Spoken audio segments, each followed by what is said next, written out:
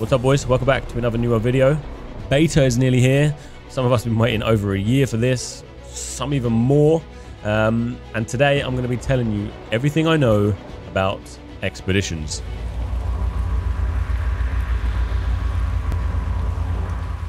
So in short, expeditions are essentially, your typical 5-man dungeon runs with their own unique lore, a place for you to fight and meet the bosses in New World and in Eternum.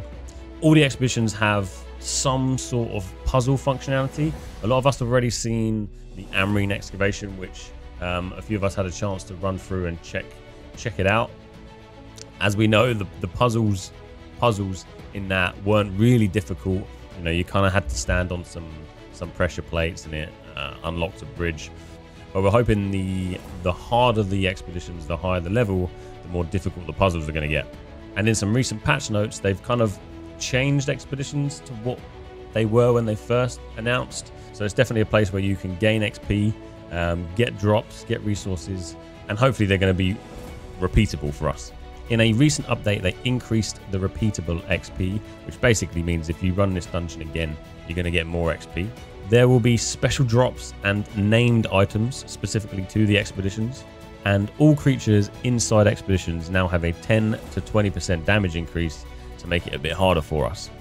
So on the release of New World, we're going to have 6 expeditions that we can explore, and I'm going to show you these now.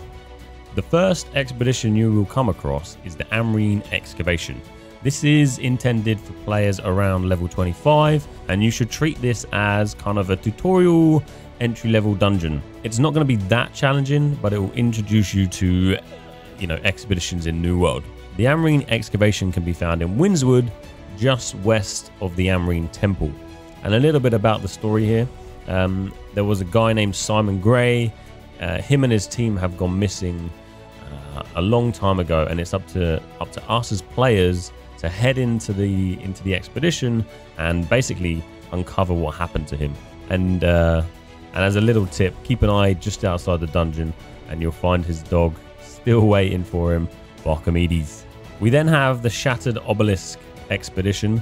This is intended for players around level 35, and this can be found in Everfall. Throughout the dungeon, you will come across a couple of bosses.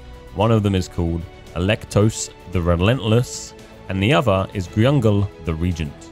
Then we have the expedition called the Depths. This is intended for level 45 players, and you can find this in the Restless Shores.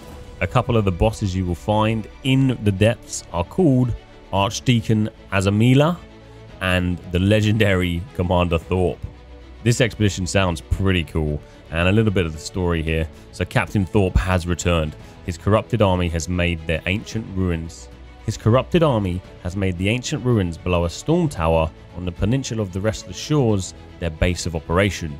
He now styles himself the Master of the Tempest, the King of Corruption.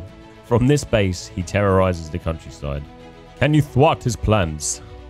And then we have some of our end game expeditions. So the Garden of Genesis, which you can find in Eden Grove.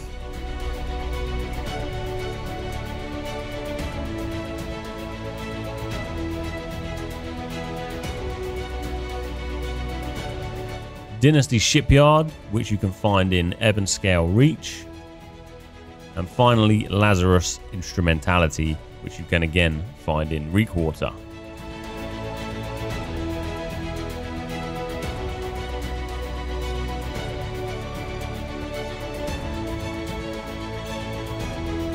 To enter an expedition, you essentially need a key. These keys in New World are called tuning orbs. Tuning orbs will be given for each expedition quest and can be crafted from materials that will be found around Eternum. You will only need 1 tuning orb per party.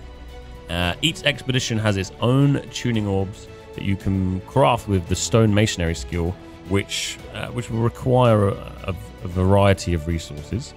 Obviously, high level tuning orbs will require more resources, but it would also require some drops from high level elite point of interest chests. Tuning orbs have a limited number that can be crafted per week. Higher level expeditions have lower amounts of crafts per week. So to run an expedition effectively, you will need kind of the Holy Trinity setup. So your tank, your healer, and your DPS for sure. And then the other two players could kind of be hybrids between the three. And the rest will come down to good communication and good teamwork. Okay, so the expeditions are looking pretty cool. So what can we actually get from them? As we can see here, on the entrance expedition screen, there is a variety of drops that we can get. Everything from, you know, a rare to an epic, all the way up to a legendary. You can see that some of the weapons also have gems already equipped in them. We can comfortably assume that these will be different throughout all the expeditions. On a quick note as well, don't forget that you will need your Azov staff to enter the expeditions. And that's everything we know, well, definitely everything I know about expeditions. Yeah, so kind of some final thoughts. I really hope that expeditions become a place that really takes some thinking. You know, you have to think about your team composition. You have to, you know, really work hard on making sure that you have the best tank, the best DPS, the best healer. And it's not just something that you can just run through with no thought process.